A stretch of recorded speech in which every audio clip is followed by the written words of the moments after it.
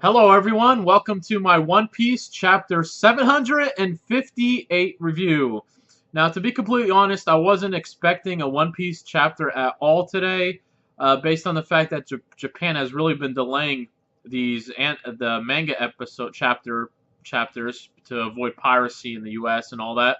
I thought we were probably going to get the chapter this weekend or something along those lines, but sure enough, I got a tweet today from a good friend of mine and he informed me that there was a chapter today and that it was amazing. So I'm thinking in my head, I'm like, One Piece, amazing? That hasn't happened in like, what, 4 years or so? So I was like, alright, I got home, did my thing, and I got on and I decided, alright, let's read One Piece.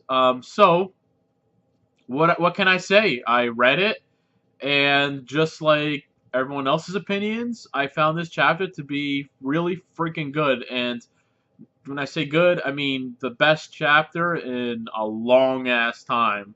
Like, arguably one of the best chapters of the time from post time skip. Finally, 2 weeks in a row, Ichiro Oda is at it now, and it's approaching the end of the arc, and I don't see how, based on everything that's set up, I don't see how it could get bad from this point on. Like, yes, I'm sure when they get to the next arc, there'll be slow points, just like every arc in the show, in the whole series. But for the rest of this arc, there better be no more down moments because, seriously, everything is set up, all fights are set up, and there's no more possible filler you can throw into the arc. At least, I don't think so. Anyways, on to this week's chapter. Let me start off with Diamante versus Kairos. Now, Luffy and Law pop into the middle of the fight that's going on here, or the fight that's about to begin. And Diamante looks at Luffy and Law and is basically tells him, "You're not going to get to Don Flamingo." Bullshit. We all know that. So he goes to attack Luffy and Law. Law uses Room, gets them out of there, and looks like Kairos will still be there to take on Diamante. Luffy and Law are not affected. So that continues on. And then, I kind of skipped past the point there. One thing I forgot to mention is um, Rebecca called Luffy Lucy because she thinks he's still Lucy, and Luffy is like, "I'm not Lucy. My name is Luffy, and I'm gonna be king of the pirates."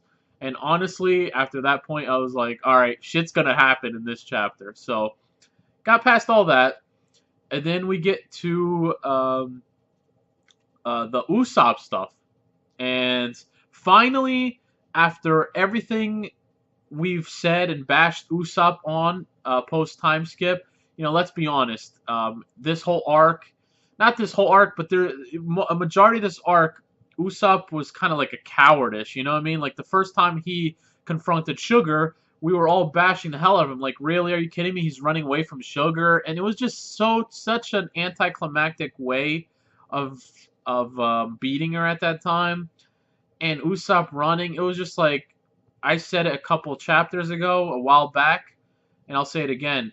For every 2 steps forward, actually, I said it during one of my what the hell was it? One of my discussion videos. I said for every 2 steps forward Usopp takes, seems like he takes a step backward, and it's been true to this point. But this chapter, he shined, and not only did he shine, he freaking unlocked hockey. That's right, he unlocked I believe it's observation hockey. He unlocked hockey, and the way he unlocked it was epic as hell. Basically, Luffy and Law are still headed towards Flamingo, after they got past the whole Diamante stuff, and they run into Sugar, who obviously we know by now has woken up.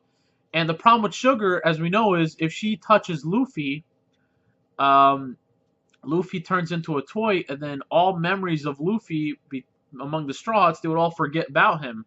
And it would be just a disaster. Basically, the Straw Hats would be defeated at that point, which is why Sugar's Devil Fruit abilities are so freaking overpowered, as you all know.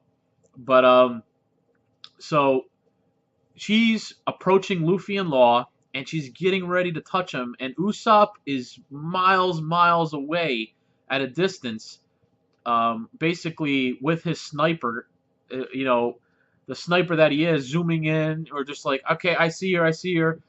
And with the help of, who the hell was it?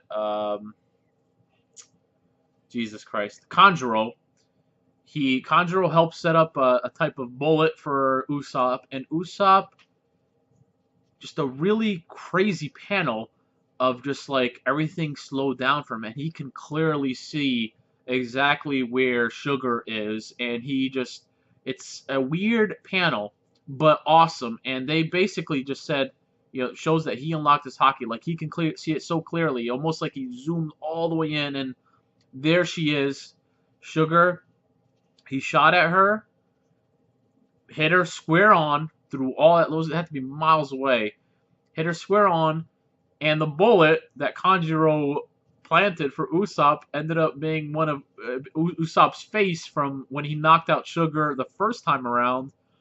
And it popped, the bullet hit her, popped out, and Usopp's face came out, and the scary ass face, and knocked out Sugar again the same exact way that he did the first time. But what made that so epic is just the way he unlocked it.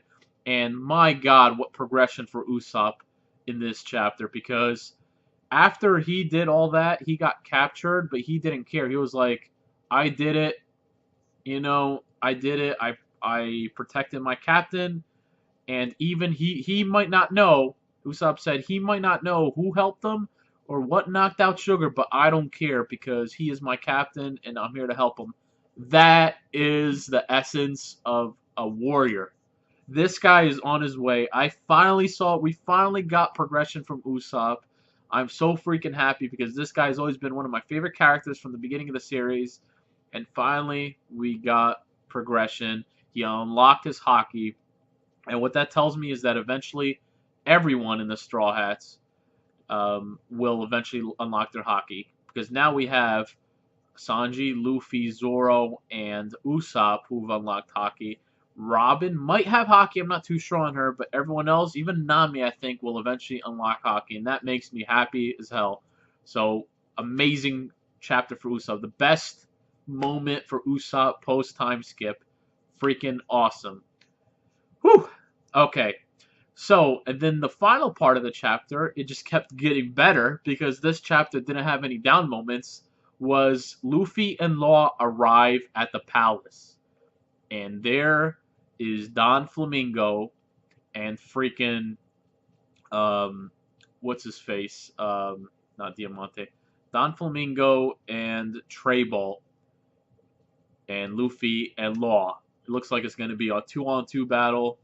But, keep this in note, Law is hurt. Because one of the things he revealed is, after he was finally freed of his handcuffs, he almost did like a room and performed like self-surgery on himself to remove, what the hell was it? Lead, I think it was like lead bullets. He removed lead bullets that Flamingo used on him. He removed it from himself, and he said he was poisoned, and he just looked very weak. So I wonder if something serious is going to happen to Law by the end of this arc. I don't know, but he looks wounded, and it looks like Luffy's going to have to do a majority of the work in this upcoming battle.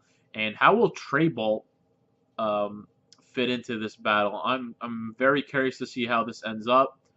A couple other things I noticed in this chapter, I don't know if you guys caught. Bellamy was on the ground, knocked the hell out. So what the hell happened to him? We can assume that basically, the hell is, oh my god, Don Flamingo beat the hell out of him, and he's out. Another thing that I caught, I don't know if you guys caught in one of those panels, the Denden Mushi was ringing, and no one picked it up. Who was on that Denden Mushi? I wonder. Possibly Sanji and gang, and if so, maybe they're calling out for help. Where is Sanji? And just so much progression this chapter. I've rambled a long time. This has been a long review, but you know what? This chapter deserves it because this is easily a 9 out of 10 chapter. 9 out of 10. One Piece is back. Keep it going. Hell yeah. Usopp for the win. For the goddamn win. Usopp, Usopp, Usopp. That's what this chapter was all about. I hope you guys enjoy this review. Comment down below, subscribe, let me know what you think, and I will see you guys later. Peace.